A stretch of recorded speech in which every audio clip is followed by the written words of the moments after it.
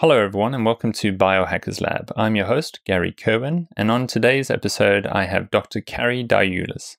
Dr. Diulus is a board-certified orthopaedic spinal surgeon practicing near Cleveland, Ohio. She enjoys practicing patient-centered medicine rather than the traditional disease-centered model. She was featured in the documentary called Fat, Sick, and Nearly Dead 2. Dr. Diulus is also a thriving type 1 diabetic who uses a low-carb, vegan keto diet with specialized insulin strategies to manage her diabetes. Carrie, thank you so much for coming on to today. Oh, no, thank you for having me. I really appreciate the opportunity. Yeah, we've got so much to talk about because, just with your intro there, I think people can understand, so you're a practicing surgeon, you are a type 1 diabetic, but you also follow the low-carb community, the keto community, and the vegan community. And on your website too, I see that you do sort of lifestyle medicine. So you talk about sleep, stress management. Oh, there's so many good things we can talk about today. So I'm really glad I got you on. Oh, absolutely. I'm happy to be here. Thank you. So to begin with, I think for listeners, because you're my first type 1 diabetic patient who's been on the show, so could you just explain to people what is the difference between type 1 and type 2 diabetes? Yes. So type 1 diabetes is an autoimmune condition most of the time where the body attacks the beta cells. So the pancreas is the organ that creates insulin, and beta cells are the cells that create insulin. And in type 1 diabetes, there's an autoimmune reaction that happens, and the beta cells get destroyed and damaged, and the body loses the ability to produce enough insulin, and sometimes entirely can't produce any insulin at all. Type 2 diabetes, on the other hand, is related to insulin resistance of the muscle cells and the liver and the fat cells. And so the beta cells in the beginning are still able to produce enough insulin. In fact, they start to produce a lot of insulin so that they can overcome this insulin resistance. So, we always describe it as insulin resistance is where the key doesn't fit in to the lock. And so the body sort of bombards it with a lot of keys trying to find a way to get glucose into the cells, because excess glucose, which is sugar around in the blood, is sticky. I always describe it to patients as what happens when you give a toddler a sucker. You get sticky everywhere. And the same sort of thing happens in our bodies where we get these advanced glycation end products, which are what happens when there's elevated blood sugars. And even in the spine world, we've had these recent studies that have shown that elevated blood sugars independent of diabetes and obesity lead to advanced glycation end products, which lead to spine degeneration. So, these abnormal blood sugars, which can happen anytime we eat a large carbohydrate load until the body can deal with it, can actually play a role in even spinal degeneration.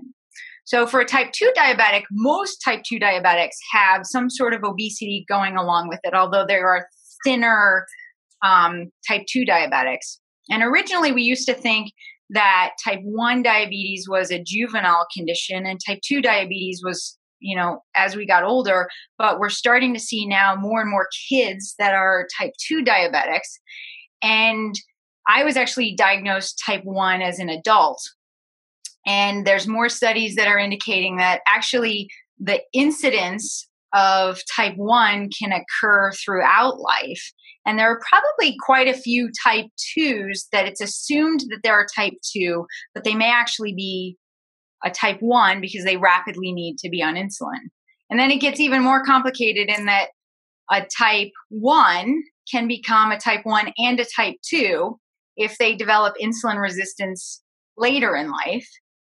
And a type 2, when their pancreas stops being able to produce enough insulin or any insulin, it starts to gradually go down as the beta cells start to sort of get exhausted, for, lack of a better term.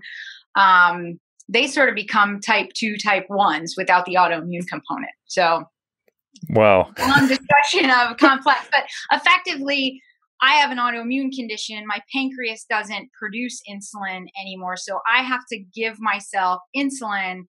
And there are some strategies to deal with that.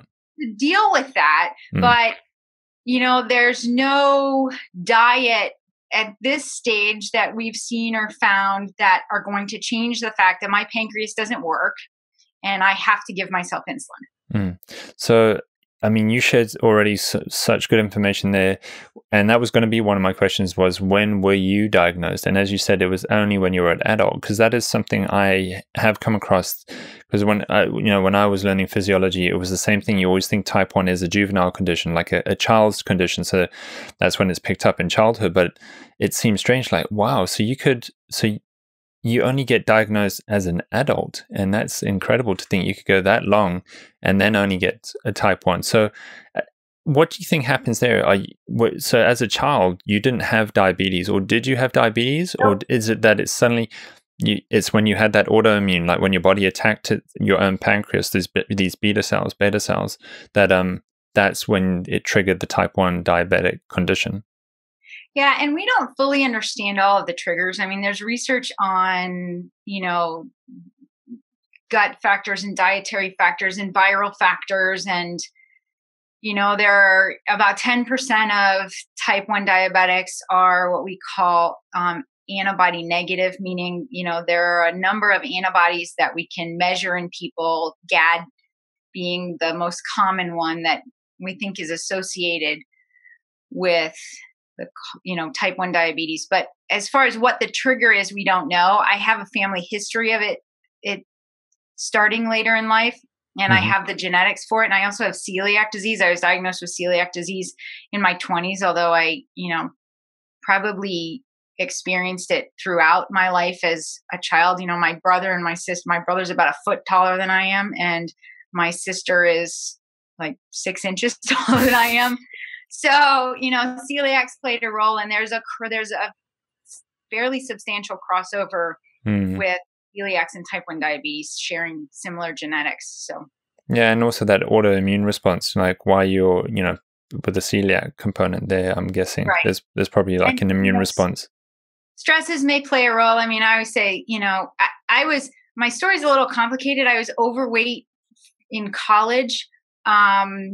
And about 100 pounds overweight from where I am, and ended up losing all the weight and did a lot of competitions and, did long bike races and long multi-sport races. And maybe some of that, had benefit, but there's also some oxidative stress that happens there. And then as a surgical resident, I was a pathology resident during all of that competition stuff. As a surgical resident, basically I didn't sleep for 7 years. And, and then I became a mom, and then you don't sleep then. So, all of those things. And my husband was in the military and was, deployed overseas during my chief year. So stresses, sleep, all of those things are huge factors. And I think, we see it with patients, but I've seen it really in my own life that if you try and fix one thing without looking at the big picture, it's sort of, like plugging up a dam that's rupturing without, solidifying all of the holes, and it becomes important. So, for my own ability, I always sort of joke that, it sometimes feels like my genetics are not compatible with life after 35. And, I have to make sure to be on top of all of these things if I want to, live this super stressful life that I have as a spine surgeon and keep it in check and be able to be at the top of my game. So. Yeah. And that's again why I've got you on, because you're a classic N=1. You're self-testing, and you get to biohack and do all these cool things and learn about yourself, your own physiology, and how to make your life best. So before we get into some of those cool things, just so people can already hear, okay, so you could have type 1 diabetes when you get older for a multitude of reasons. But then what are some of the symptoms they should watch out for that would make you think you're a type 1 versus a type 2? So, diabetes in and of itself, the symptoms are fairly similar in that, as your blood sugars are getting elevated, the common is you don't feel well, you're urinating a lot, you're thirsty all the time, you're losing weight rapidly. And even a type 2, if they get to that critical stage, will start to lose weight. So those are the symptoms. And then of course for type 1, there's the presentation of DKA, which is diabetic ketoacidosis, which is where the blood sugars have gotten elevated and the ketones have gotten really elevated. From a keto standpoint, we can talk about all of that. And the body's in a metabolic acidosis. And that frequently presents like a really bad flu. I mean, there's abdominal pain and nausea and vomiting and feeling awful. And in fact, it can be mistaken as being the flu. And so that's sort of a medical emergency to, be treated if it truly is DKA, which is how a lot of times type 1 presents.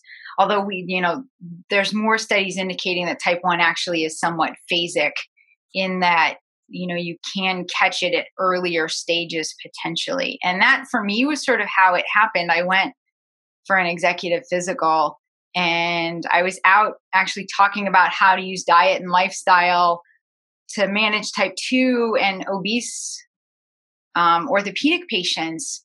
And they did my labs and they said, your A1C is elevated. I was like, well, that's not possible.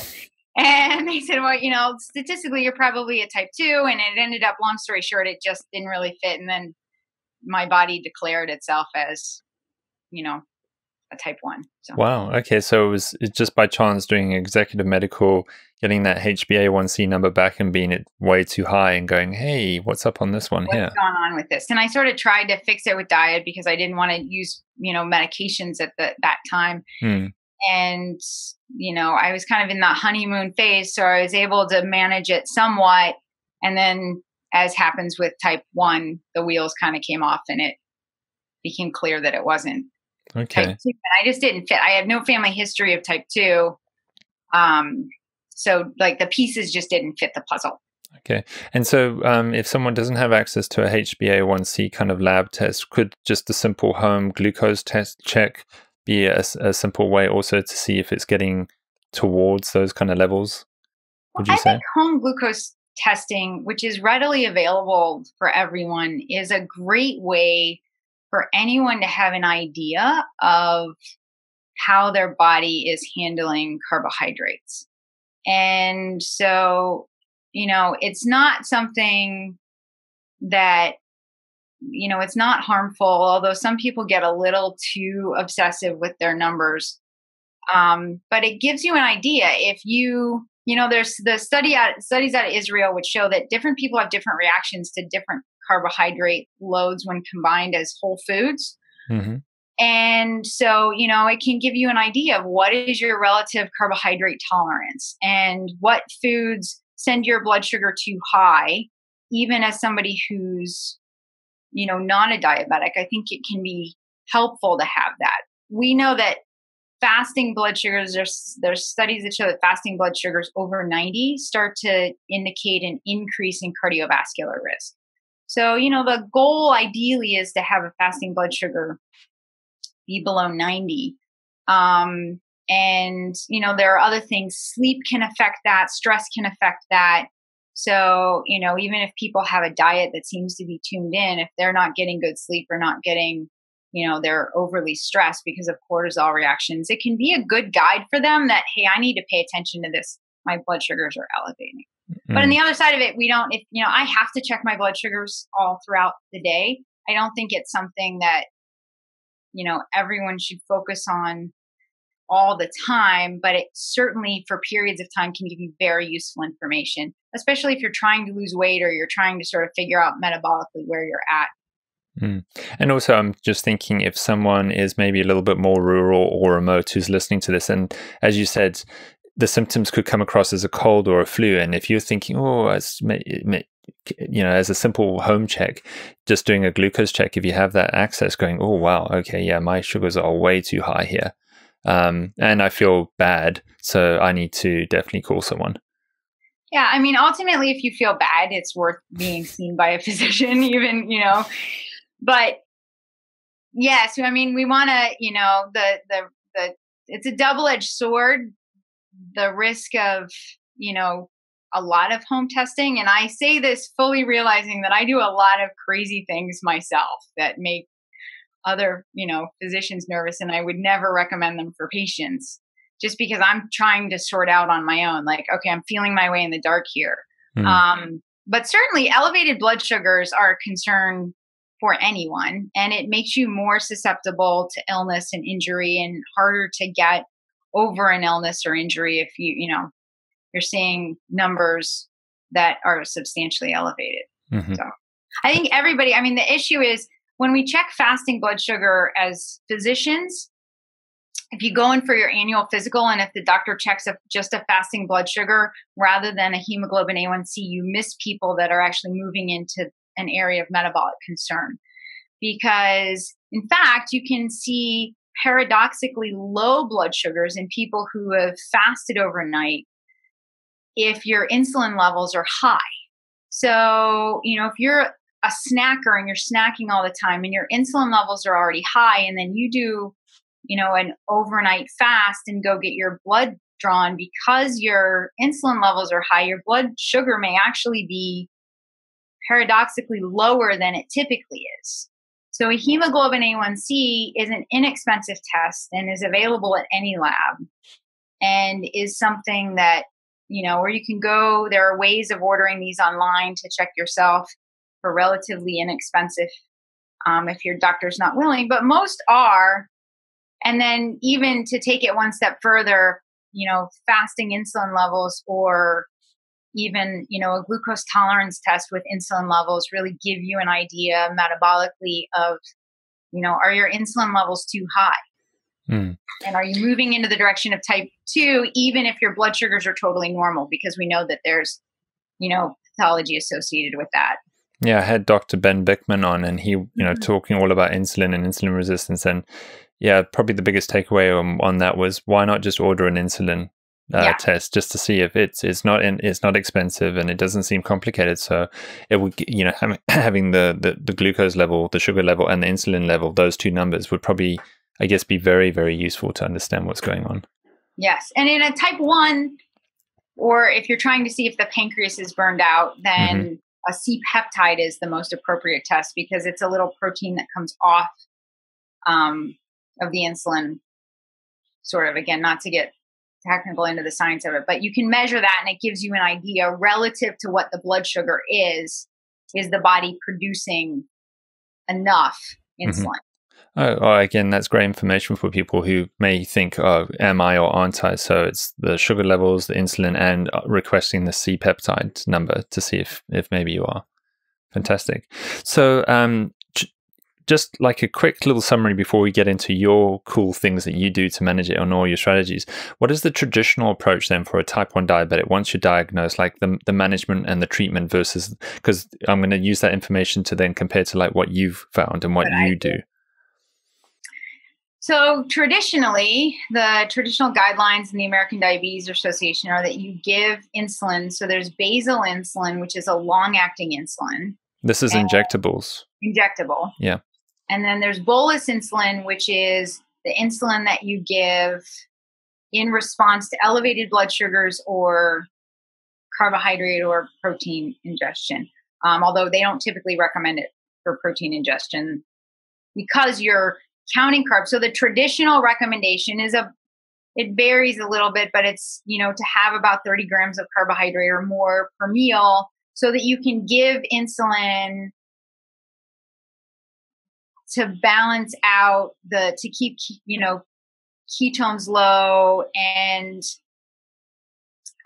part of where the history of that is we've gotten better with being able to microbolus insulin through the different pumps, but insulin is really powerful in small amounts. It's hard to draw up teeny amounts.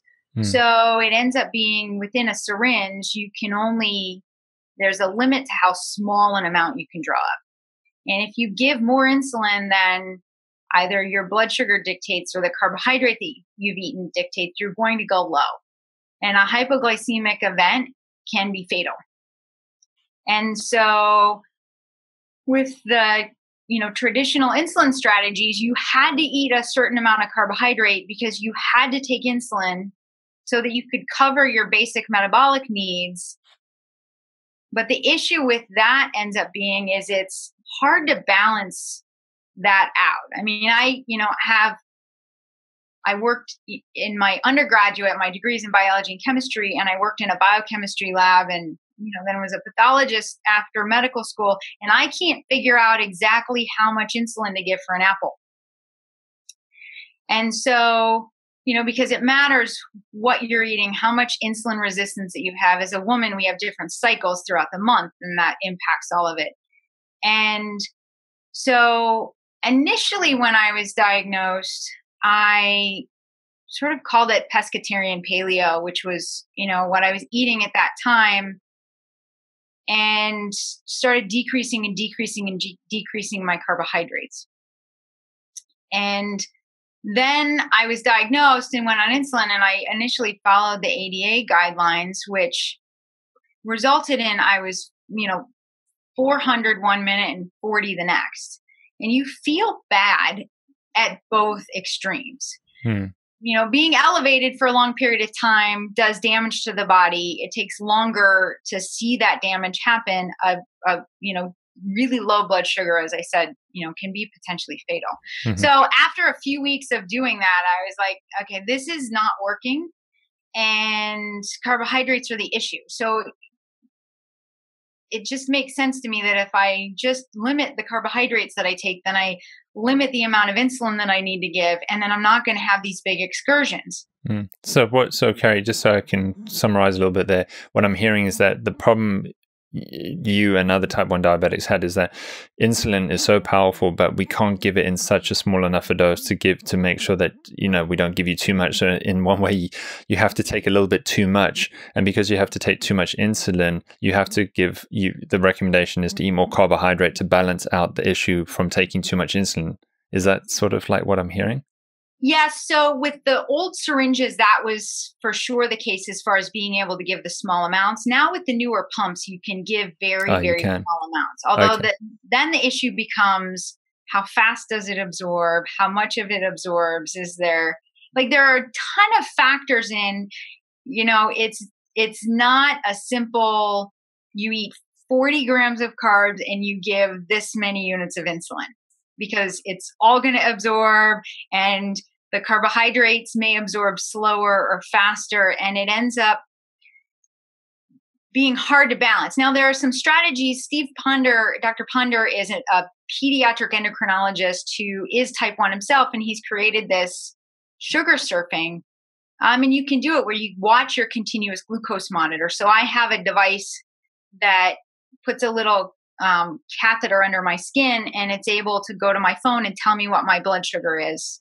That's like the lifestyle. Yes. Yeah. There's slight differences between them, but yes. And so you can watch what your CGM graph is doing, and you can react to that and give small doses of insulin or small doses of carbohydrates to do that. And that works. The issue that I have is I'm really busy treating patients and doing surgery all day, and I don't have time to micromanage my diabetes all the time. So by not eating substantial amounts of carbs, my blood sugar stays relatively flat and much easier to manage. So when I do give insulin, I give small amounts, so it's much less likely to drive me very, very low. Plus, I'm on a ketogenic diet, so I have small amounts of ketones all the time. And we used to think that the brain needed ketones or that the brain needed glucose in order to function. That's not true. The only cells in the body that actually need glucose to function are red blood cells. And so the brain will function just fine on ketones. There's concern again as a type 1 diabetic, because DKA can be a fatal condition.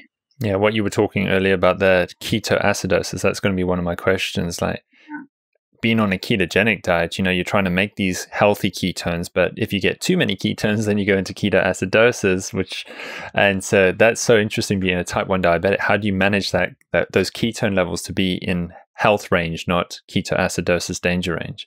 So walking around on a daily basis, and I operate in the fasted state. In fact, I find that I'm better, my brain is functioning, and, I don't eat breakfast. I have black coffee in the morning. If it's a day when I'm in clinic, I'll have lunch, but a lot of times I just wait and eat, when I'm done with my day. So I'm able to keep my blood sugar, again, because it's not, I'm not putting carbohydrate source in. I don't have to worry about, I have my basal insulin. So I have a pump at this point. So my pump, I have basal insulin, and it's set at different amounts at different times of the day. And then I have different basals for different times of the month as a woman, because that's our with the hormones. Yeah, with the hormones. So a person who's just walking around, living their life healthy, even as a type 1 diabetic, unless you take a massive dose of, so first of all, let me say ketones are not the problem.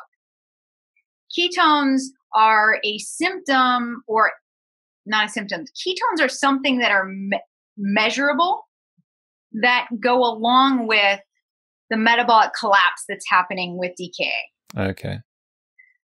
So if we're healthy and we're doing well and our bodies aren't under excessive amount of stress and we're not dehydrated, low level ketones are perfectly fine, just like for everybody else. Illness as a type 1 diabetic, even as a low carb type 1 diabetic, is no joke. You still have to really pay attention. And that's where, again, with illness, if you can't eat, if you're dehydrated. So ketoacidosis can actually happen in somebody who's not a type 1 diabetic it's called starvation ketoacidosis, or there are these newer diabetes medications that can cause a type 2 to go into what's called euglycemic DKA. But it's a bigger metabolic thing than just your body's burning fat for fuel. It's the whole metabolic collapse that's happening, and it takes a substantial trigger, So there are reports of starvation ketosis where people have not eaten for extended periods of time. Their ketone levels got incredibly high, and they went into a metabolic acidosis with that. In a type 1, it typically ends up being related to an illness that's caused significant stress. Cortisol levels are elevated. Glucagon is going up. Insulin is not able to suppress the ketones being produced. Dehydration is usually a factor. So it's a complex thing that's happening. And we all as type 1s have to watch for it. Mm-hmm. And we don't want to downplay that at all. Okay. Yeah, that was good. That was good information there. So you don't want stress, sickness, and being dehydrated, being type 1 diabetic, because that's starting to cause you towards a bad issue there. So, and ketones are just a piece of that, and we happen to be able to measure those ketones. So, on a daily basis, my ketones may range anywhere from, on the blood monitor, from 0.5 millimole to, 1.5 or 2. It's when we start to see it in much higher levels that we, it's a concern, but it depends on what's going on with the whole picture. Mm-hmm. As to whether it's, there are non-type 1s who we've seen in the blogosphere showing, ketone levels of 5 and 6 and 7. As a type 1 diabetic, that makes me nervous, because we metabolically are different, and we can launch very quickly if we let things get that high. But it's not walking around living your life doing things. There's other things that are usually going on. Your insulin delivery got shut off. So if your pump isn't giving you insulin because there's a malfunction with it, you can slip into DKA without stress or that, just because you're not getting enough insulin. So it's really about making sure that you're getting enough insulin to help keep the metabolic milieu in check. So here's an interesting question that you just got me thinking about. There's I had Dr. Brianna Stubbs from Human in San Francisco, who makes the ketone Ester drink. Mm-hmm. Would you ever drink that? So as a type 1 diabetic, I have, please, no one else out there who's type 1 do this, to play with it. I can say that, again, from a metabolic standpoint, I think it makes us all nervous. So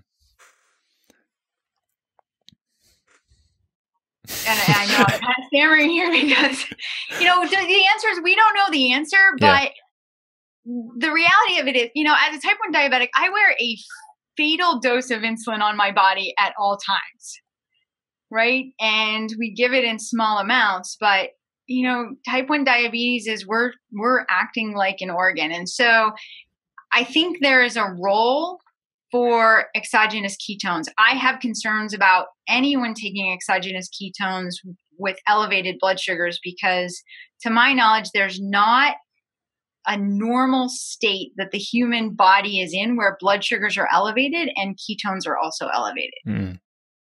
So I'm paying close attention to those studies. I took them before they were palatable and sort of tasted like jet fuel. And so I don't recommend it.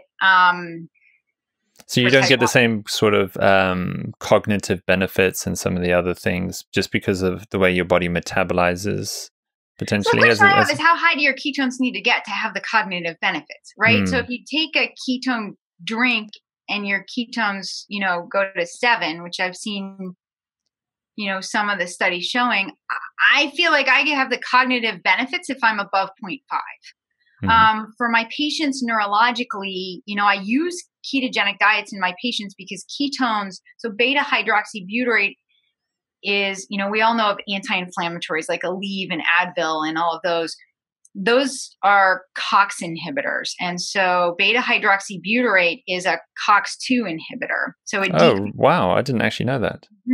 It also inhibits this NLRP3 inflammasome, which starts the inflammatory pathway, and then it modulates AMPK. So ketones, I use it in patients because it helps to sort of stabilize things from a neurologic standpoint, but it also is, anti-inflammatory. I use it in all of my surgical patients, and we're seeing, again, this is anecdotal. We don't have all the data, but anecdotally, I'm seeing people use dramatically less pain medication after surgery. Wounds are healing faster. People are getting back into activities faster. And a lot of my patients are obese and type 2. So we're using it to sort of stabilize them metabolically. But even non-obese, non-type 2 diabetic patients are seeing benefit from a pain standpoint. In fact, my husband always jokes that I should give people the ketogenic diet after surgery because we've had quite a few people cancel surgery because they got better with the diet. But that's already a great tip for people listening. If they're, back pain's so common in this world and people may be at that stage where they're consulting someone like yourself for potential surgical care. And as a simple thing to try is like, your diet can impact your back health and your pain levels. So it's worth a go. Right. And it's changing what you eat, which, we can argue that, I've heard people say that changing someone's religion is easier than changing their diet, but we do it every day. And, I'm in a busy surgical practice and we, sort of have it down where I explain just enough of the science and say, here, try this. And it's amazing the number of people, we're getting people in an orthopaedic practice off of their type 2 diabetes medications. And a lot of them, it's cleaning up their diet so much. And, we're going to talk about this, but I'm plant-based. So for a lot of people, it's actually, they're eating more plants, although I don't typically put my patients on a plant-based ketogenic diet, but they're eating more non-starchy vegetables than they've eaten in their lives. And so there's benefit to that too, that we can't tease out from this. So they're not eating, the processed carbohydrate foods. And not having the blood sugar levels. But so ketones have benefit. If I'm using it from a neurologic standpoint, and again, this is all anecdotal, I can't, qualify it. I feel like we have to get people, at least in the initial stages where their beta-hydroxybutyrate is above 1.5 to start to see true neurologic changes. And there's more of that research that's solid in the epilepsy community. And there's, I just tweeted about a study this past week that came out about using the ketogenic diet to prevent damage from a stroke. And so we're seeing these new things happen, and what level you need to get your beta hydroxybutyrate to, or even your acetone to. So there's some additional data that the acetone may be a factor as well in controlling these neurologic conditions. So we don't have the answers as to how high you need to get them. But you are, I think it's quite nice to hear that you are finding some benefit for patients again. So something out there people might be or may have heard of is like sciatica, like a trapped nerve, a pinched nerve. And again, a part of the treatment paradigm to help get a situation sorted is, again, potentially even raising your ketone levels could help the pain levels and the nerve itself, because it is a nerve, function better. So I think that's really cool. And that's part of what, treatment-wise, I inject, powerful steroids, in the epidural space around the nerve roots to substantially calm inflammation. And so from my standpoint, I always talk about the toolbox with patients where, we utilize all of these things together often. So, there is still a role for traditional treatments, but for sure, dietary changes can make such a huge difference for patients. And then they come in, they're like, my back pain's better, but so are my hands, so are my shoulder, so are my knees. So, we really do need to better understand how diet really impacts the musculoskeletal and neurologic, systems. But it's funny because it's sort of like heresy to say that your diet impacts your musculoskeletal health. And yet, and we know that, for example, a knee, if you lose 1 pound, that's 4 pounds off of your knees. And so we're really good at the biomechanics of it, but we really need to pay more attention to the biochemistry of it all and how diet impacts that.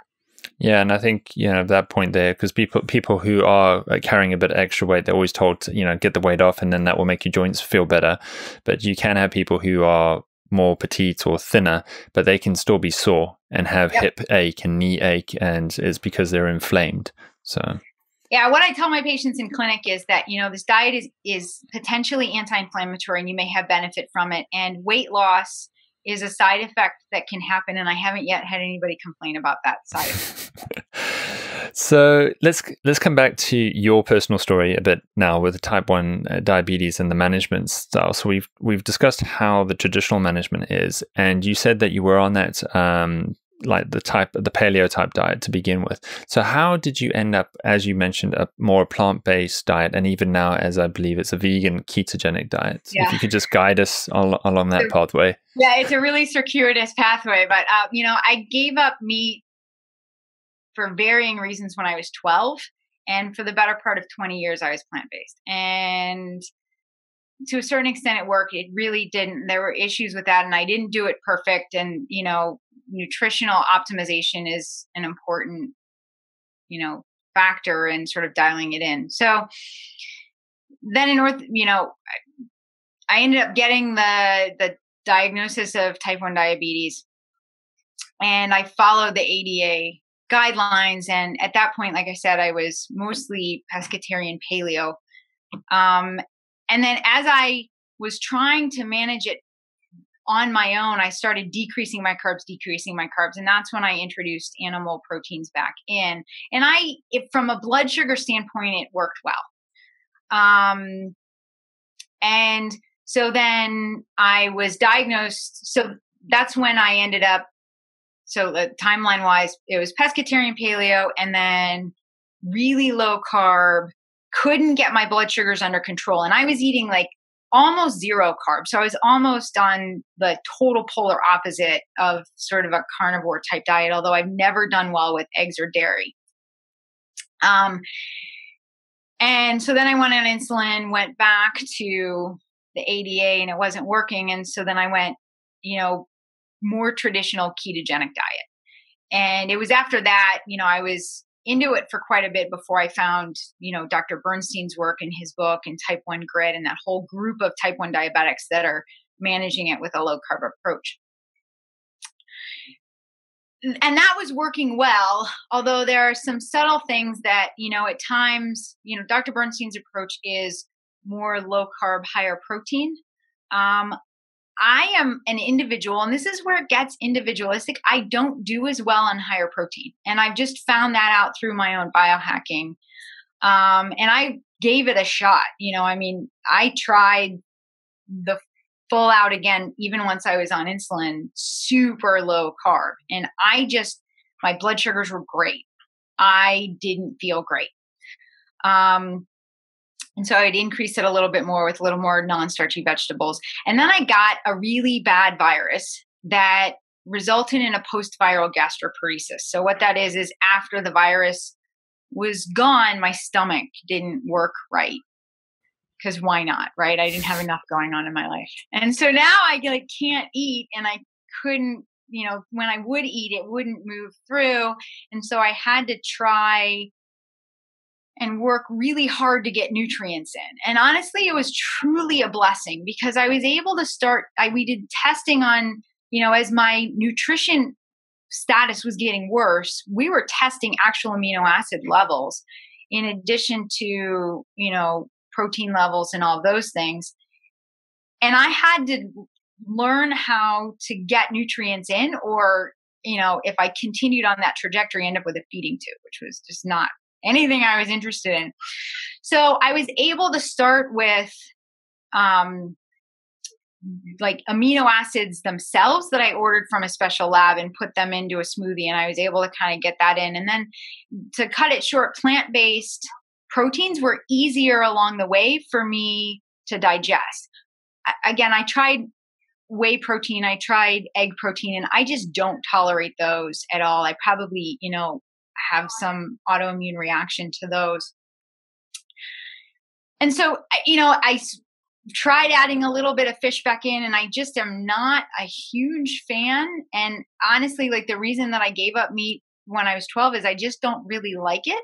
Mm. And so but I had in my brain, I was like, I have to be keto, and keto involves eating meat. And finally, I just said, why am I pushing this? Let me just do this vegan keto and do it. And it worked really, really well for me. Now, can I say that I'm going to be vegan keto from here to eternity? Absolutely. I can't say that, because if I get objective data that, I need to add animal protein back in, or if I develop a taste for it, I would consider it. But at this point, my inflammatory markers are lower than they've ever been. My insulin requirements every day are lower than they've been. My A1C is 4.8 the last time I checked it. So high sensitivity CRP is a marker of inflammation. I could never get it below 1.2. And now it's 0.3. I mean, it's ridiculously low. I'm in my mid 40s, and my sex hormones, estrogen, progesterone, all of that are better. I was going into sort of early menopause, and now those have recovered completely. Whether it'll stay that way or, once I am menopausal, if it needs to change, then I'll change it. But for right now, I'm doing so well. I don't have to worry about weight. That there's no reason for me not to continue this. And it's been an interesting thing because it's certainly not the 100 level course. Doing keto vegan is to some extent easier, but it's trickier at the same time. So some people try and avoid soy. I found that I do very well with soy, and I wasn't doing soy initially. The issue with that is the other sources of protein that are plant-based tend to be lower in lysine. So hemp seeds, chia seeds, things along those lines, the nuts and the seeds. I use sacha inchi seeds and baru nuts and things like that. They tend to not have significant lysine. And I will say we've never actually, there are very few documented cases of individual amino acid deficiencies. But lysine is one of the essential amino acids. So pea protein has lysine in it, and there are a large number of pea protein things that are available out there. I try and keep my diet to be as whole food based as possible. So I use black soybeans just the same way anyone would use black beans. And they're very low in carbohydrate. I use lupini beans, which the brining process that's in them, they have almost zero net carbs. And I test that out because carbs can't hide from a type 1 diabetic. And those bars and stuff, I try and avoid the bars because I found too many of those things. They say they have zero net carbs, and then, I'm like, I'm 180. What is going on with this? That's just not what should happen? So I'm doing really, really well with this. And it turns out there's a whole community, and there's a lot of people who say you can't do a ketogenic diet and be vegan. And the reality is you can. You just swap out, the protein source for a plant-based source. And I eat a lot of non-starchy vegetables. And whenever I sort of tell my patients, whenever you eat a non-starchy vegetable, put a fat with it. Whenever you eat a fat, put a non-starchy vegetable with it. There are some benefits to the phytochemicals in that are in vegetables. So yeah, I mean that for me that's fascinating to hear that journey that you went on. And as you said, you're doing measurements, and you found that this approach was giving you the right numbers, and you were subjectively feeling better. So it's taking the objective data plus the subjective feeling of how you want to feel and putting them together and going, this is how I want to be. And it's also interesting to hear, because I was wondering why you want to be vegan, if it was more from an ethical point of view, that animal preservation, which seems to be the main reason most people choose it. But as you said, you just felt it's like a taste factor, and you didn't perform well on it. So, and you're going to do whatever makes you feel best. So I think that's good for people to hear too. Yeah, and from the ethical side, we have 3 big dogs and a cat, and yeah, those things are all factors. But I think the ethical side of it gets trickier in the sense that, monocrop farming is a problem, and, our whole sort of food agricultural system needs to be shifted over. Yeah, that's a whole big talk. It's a whole other discussion on how do you optimize that. And yes, there are people who want to do keto vegan for the purely ethical reasons. And maybe, there's arguments on both sides of it. Yeah. For me, it's just about, I was never a huge fan of meat. If I don't need to eat it, why eat it? And this is one of the things that, because I live in this weird world where I have friends who are, really outwardly, delivering the message in the keto community, but also ones who are in the vegan community. And the reality of it is they're not both wrong. There are people who do well, although I do have concerns about people long-term from a neurologic standpoint, long-term on a low fat, like a less than 10% fat vegan diet. But the human species is incredibly resilient, and we can, our bodies can adapt and adjust to the environment, and we can thrive. I think really the true art of it is figuring out what at this moment in time, because it may change, works best for your body. And in conversation, even with some of the protein scientists, there's concerns. Are you getting all of the amino acids that you need? And there's some new research coming out looking at the gut microbiome and how that plays a role. And why is it that the human species is as adaptable as it is, that it's really complex physiology, and, it's not as simple as, the more I learn, the more I realize Occam's razor just doesn't apply to this stuff. So I want to get a little bit more into the nitty gritty of also with your testing and what you found. So you mentioned, because I follow you on Twitter, and you do share some good stuff in there. And what I love about your approach is you kind of, it's the way I like to think too. You're looking at all different points of view, and you're not sort of fanatic on either spectrum of anything anywhere. So you just want to look at what works best for you. And so I did see that some people kept asking you the question, so how do you get enough fat? Because, they would think, but I come from a ketogenic world where you have to eat lard and butter and things like that. But if you're vegan, you don't get to eat butter. So it's immediately how do you get just enough fat? So avocado oil, olive oil, coconut oil, and, some people, the coconut oil is a whole sort of separate discussion, and the fats that are in it. I think, there's the medium chain fats, and then there's lauric acid, which is handled differently in the body. That was one of the fascinating things that I learned by having the gastroparesis, was with gastric emptying. And how does our body handle these different chain length fats and whether they're polyunsaturated or monounsaturated.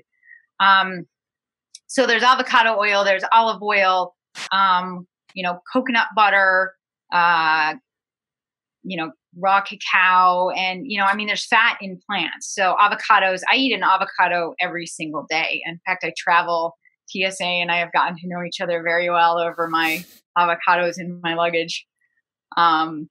They actually leave my insulin pump, but like that doesn't throw them. It's, they've started testing food and the avocados. So, I carry with me nut butters and things like that. And like I said, avocados, and I haven't had any issue with getting enough fats. I like salad dressing on my salad. So I'll have a big leafy green salad with a bunch of, vegetables on it. Shaved Brussels sprouts in it are great. Broccoli is fantastic. Cauliflower. Sort of whether you're vegan, keto or not, it sort of feels like we all worship at the, altar of cauliflower sometimes because you can make anything with cauliflower. And then you put a fat with it. So I actually, Verda, they had a recipe recently for a vegan butter that uses a little bit of almond flour and coconut oil and some turmeric and some salt. And it's, I don't really miss butter, but that, spreading it on, I have a chia bread that I make that's, made with chia seeds, and chia seeds have fat in them. So, there's lots of different plant-based sources of fats. Yeah. So someone who is coming from that side, they can know, okay, you can actually get enough dietary fat to qualify as like a ketogenic diet point of view. The macros are exactly the same. And then it just becomes, are you somebody who's low carb that does better on high protein, or is it moderate protein? Where is it optimal for you? And you just plug in the foods. I think, and there are different tools out there. I don't know if you've seen the Nutrient Optimizer. that's a great tool that what is the Nutrient Optimizer? Kendall has a program that you can plug in what you eat, and it goes through and, sort of gives you a score for how well you're doing from a nutritional standpoint. The ones that are readily available that are easier, like Chronometer or MyFitnessPal, where you can plug all of that in and what you want your protein, carbohydrate, and fat to be. But I also argue that you want to optimize nutrients. So yes, there is an issue with getting enough B12 on a vegan diet. No question about it. Nobody can argue about it. I have, because of course, why not, an MTHFR variant as well. So, I take, again, I should not be alive. I take a methylfolate, and a methylcobalamin supplement. But nutritional yeast, the one that I use that I like, I put it on my food because it gives it a flavor that I like, has, it's supplemented with B12. So, the argument always ends up being yes. So yes, I've heard, can you get enough fat? B12 is an issue. I supplement most of my patients because of some research that's out there on omega-3 fatty acids, because people don't tend to get enough of that. I use algal oil. I would probably be fine with fish oil, but again, I'm sort of trying to hold this space and say, can you be completely vegan? And there are, vitamin D3 plus K2 is something that I also supplement my patients with. There are plant-based D3 and K2 as well. So Japanese natto, which is a fermented soybean. And I may be saying it wrong, but I like it. People say it's an acquired taste, but if I put mustard and, soy sauce or coconut aminos with it, I really like it. So that's another way to get K2. Yeah. So there are supplements. I think even under the best circumstances, people struggle to get all of the nutrients in. I worry about some of the people who are doing the pure, carnivore type diet, in that they're not getting enough of the nutrients that you need from the organ meats. And so I think we can all benefit. There's something to be said for a shift in your diet will make you feel different. Sometimes better, sometimes worse. And then the question just becomes, where do you come into that diet from a nutritional standpoint when you start it? And do nutritional deficiencies develop down the road? And for me, the real key is being dialed into that. And the simplest thing is, how do you feel? And if you feel really great on it, then it's working. If your labs look good, and it can be simple labs and any doc can check.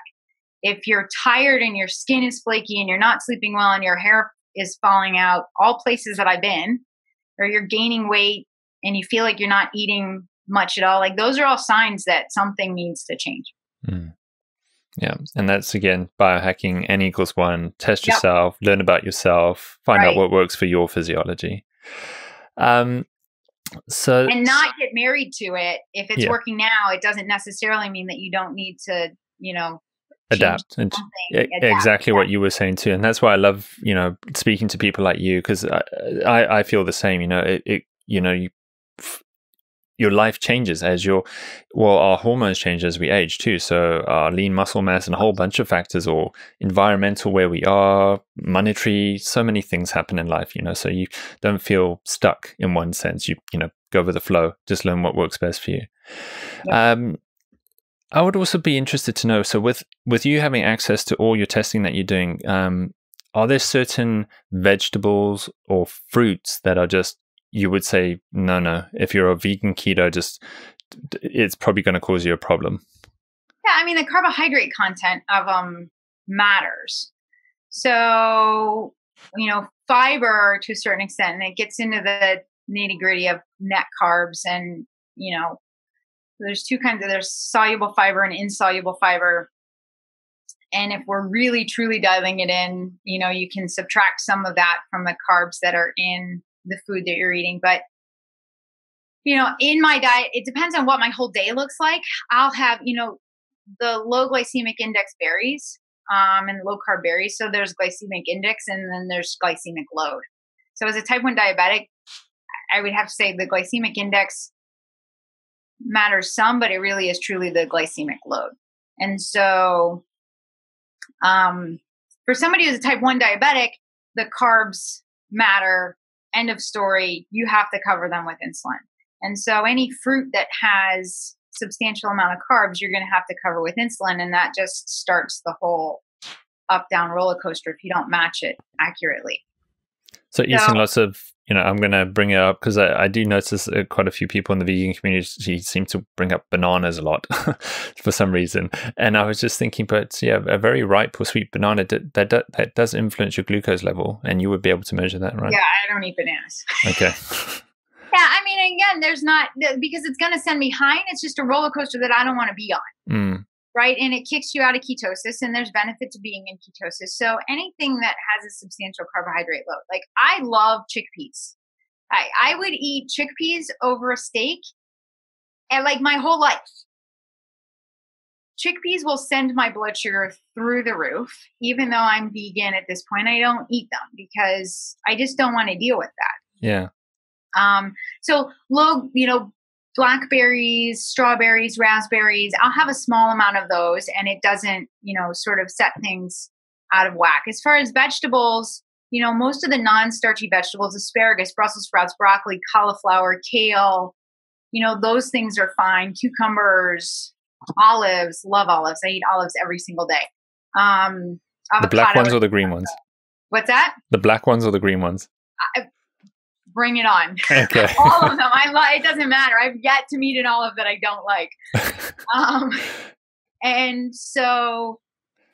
Are there any vegetables you would say so any starchy vegetables like, potatoes, carrots. Yeah. I mean, I'll eat a small amount of carrots, but peas are really a legume, but corn, which is not really a vegetable, it's a grain, but so any of those starchy ones, I don't eat again because I'm, not wanting to be on that roller coaster.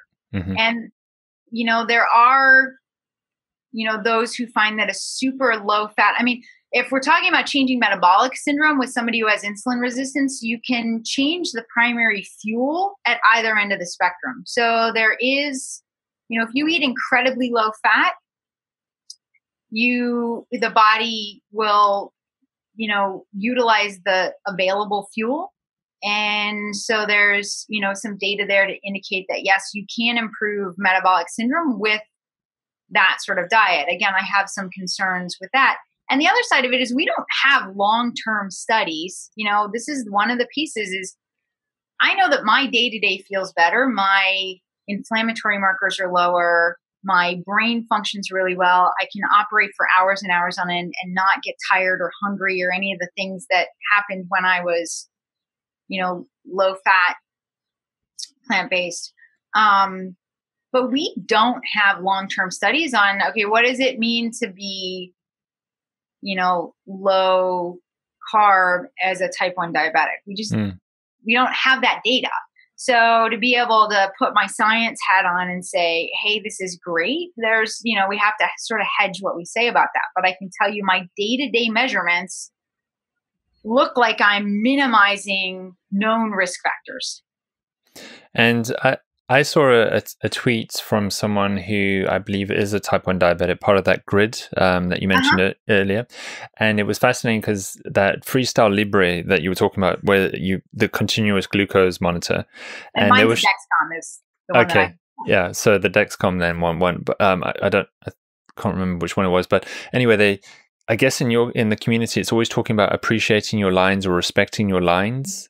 And so she was just showing a picture of someone who is non-diabetic, I guess, was wearing it just to sort of assess their day, which I found fascinating. Right. And they could see like they ate a jacket potato or like a white potato and what it did to their body. Right. You saw the spike, the line spike. And I thought, yeah, the kind of data that you get access to, it must be so fascinating because someone who's non-diabetic doesn't wear that device. But I think I would learn so much about myself if I was wearing one and I just ate my normal diet for 7 days and went, okay, what did my lines do? Like, yeah, absolutely. I mean, knowledge is power.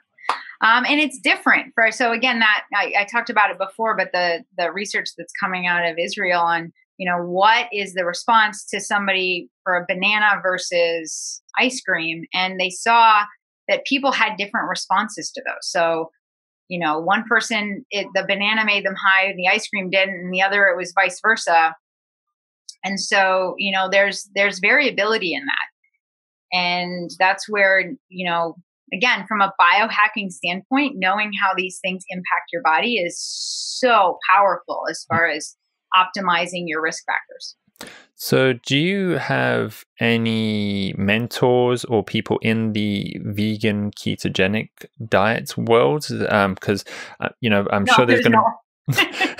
Yeah, because that's why I got you on thinking, you could be a great example if anyone is considering that. Because there are extra nuances and things to consider, like how they get that information. That's why we're doing the interview today. So there's a really large growing Facebook group. I mean, it's amazing how many people have been in it, and people post recipes and things like that, and the admins for the group. So it's called Vegan Keto Made Simple.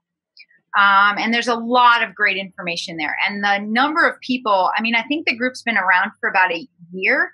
And the last I checked, which is a month or two ago, I think there were over 26,000 members in that group. Yes.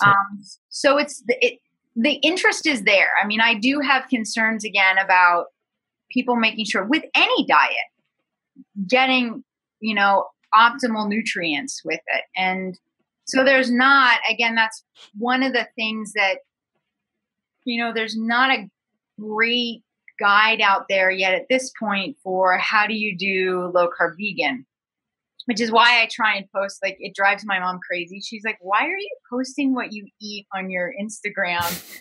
You're a spine surgeon. And it's because, people want to know those things to give them ideas. And, I'm fairly lazy and eat sort of the same things on a regular basis. So sometimes I have to force myself to come up with something new just to have something to post.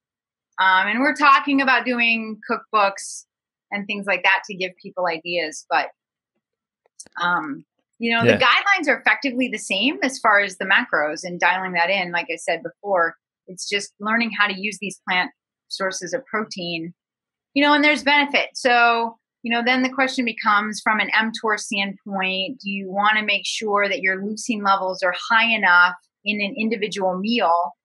So the way I eat is I'll have at least one meal a day where my protein load is more than 30 grams. And my leucine levels are over that sort of 2.5 threshold, looking at the the data that's out there. I lift weights, and I will use a branched chain amino acid supplement once a week. When I do that, do we know for sure all of these answers that this is the best way to be doing it? No, but I'm learning, so what I'm doing now may be completely different a year from now, but at least for now, it seems to be working. Mm-hmm. And I think there's benefit to cycling mTOR, not leaving it on all the time, not off all the time, based on the longevity data. Mm-hmm. So, again, if you're sort of trickling protein along all day and you're doing it from a plant-based way, you may not be triggering that mTOR. And sarcopenia of aging, which is, the muscle wasting that happens as a result of aging from a spine and musculoskeletal standpoint, is something that we want to try and minimize. So, that's where it's interesting to me, the research that's coming out on, okay, how do we use, meals in order to minimize that, and then weightlifting strategies and things like that to sort of maximize the 2B fibers, which are the super fast twitch fibers that help prevent us from falling and breaking our hips when we get older. Mm-hmm. And that's why, again, like I said earlier, all the way when we started the podcast, was you look at so many other factors and the type of exercise, weightlifting to stimulate. There could be so many more good factors we could talk about for type 1 diabetes management and what you found, like weightlifting, sleep. I might need to get you on again, Carrie, because that's weightlifting and sleep. I mean, if I do a heavy leg day or if I do a high intensity interval training, my blood sugar goes up and I have to give insulin for that. But it's a different amount of insulin than I give if I would have a food spike with that. So there are strategies around all of that, because insulin is necessary to build muscle.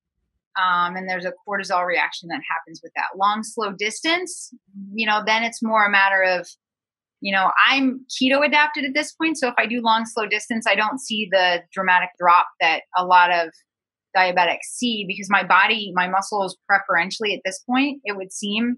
And again, I fall onto the shoulders with that statement of, Dr. Bullock and Dr. Finney and the work that they've done. As far as, doing athletic sports keto adapted, and it's not different for a type 1. Okay. It is possible. Oh, for sure. Yeah. I mean, I'm not doing a lot of long distance running right now. Most of my work is high intensity interval training and weightlifting, but, I have on this diet, and,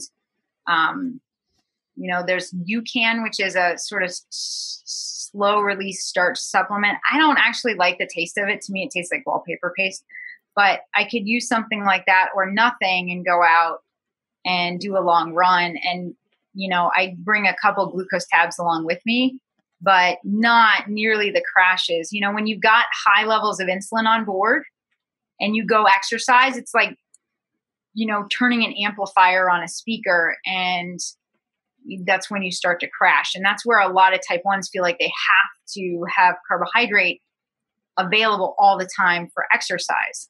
And again, when you become keto adapted, the science changes. And that's where, a lot of this stuff, some of us, we're still sort of feeling in the dark with this, and we're relying on the experience of Dr. Bernstein. And his book is great, and Type 1 Grit is great. There are things that, not everybody follows the same exact prescriptive things. And so learning where the pitfalls are, learning where those problems are, we need more funding so that research studies can be done, so that we can actually know, where do people get themselves in trouble as a type 1 trying to follow this? And, there's not good research studies on it, because even at this point, it's still super controversial to say a type 1 is doing low carb. Mm.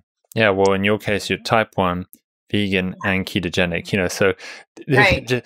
Each one on itself is massive studies. So, and you've combined all three into one. I feel very bad for my husband and my children. They're just like, Mom is weird. She's unique. There you go. Yeah. Another quick question would be cholesterol levels. Do they also, so when people, a lot of people in the ketogenic community, when they go that route, they may get, as Dave Feldman says, a hyper-responder response. Yep. Does that happen on a vegan keto diet too? What changes in cholesterol levels? Have you seen anything?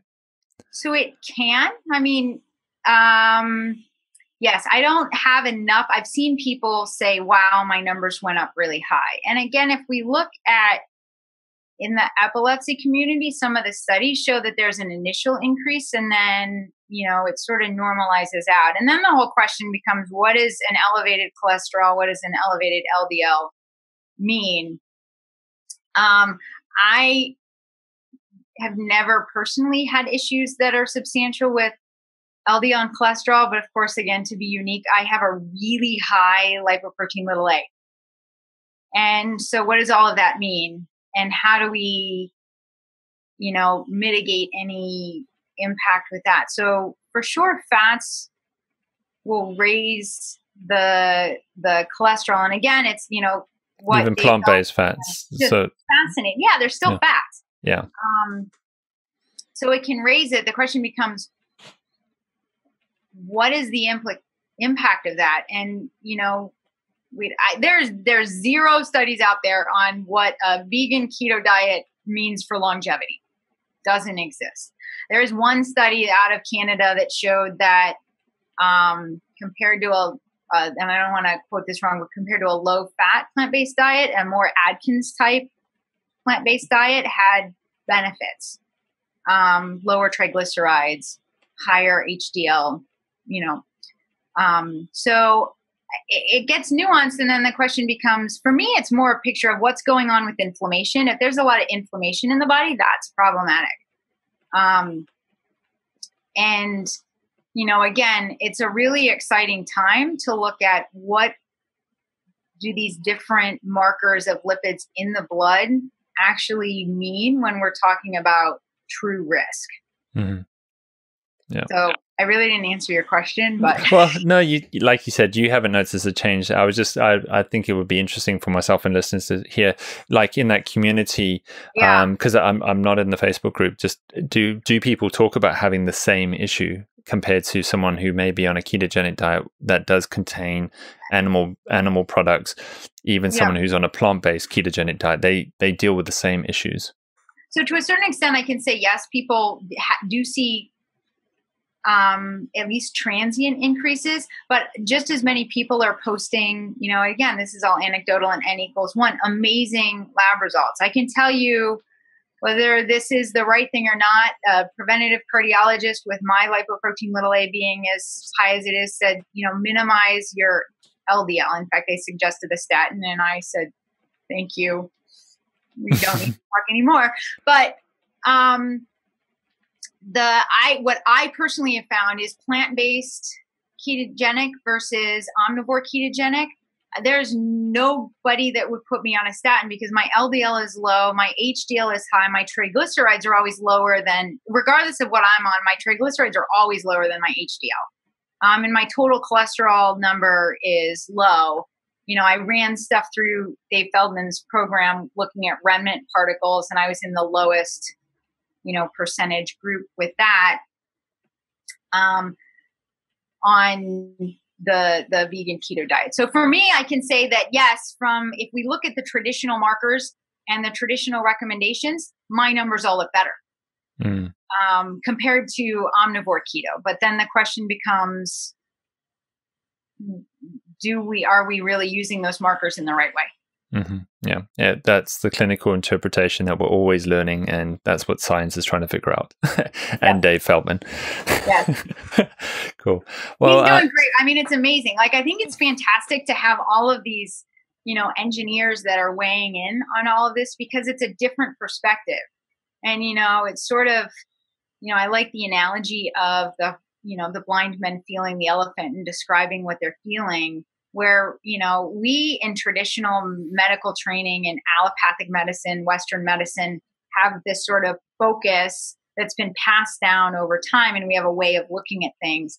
And having people with outside perspectives and different patterns of thinking is amazing, and like branching all of this open in such a fascinating way that, we're going to learn a lot from this. And anybody who pushes back from paying attention to that, is kind of needs to open their minds a little bit more and at least learn and pay attention to what, these different perspectives on, thinking patterns are around all of this. Mm-hmm. Well, I've definitely enjoyed listening to your thinking patterns today. They've been fascinating.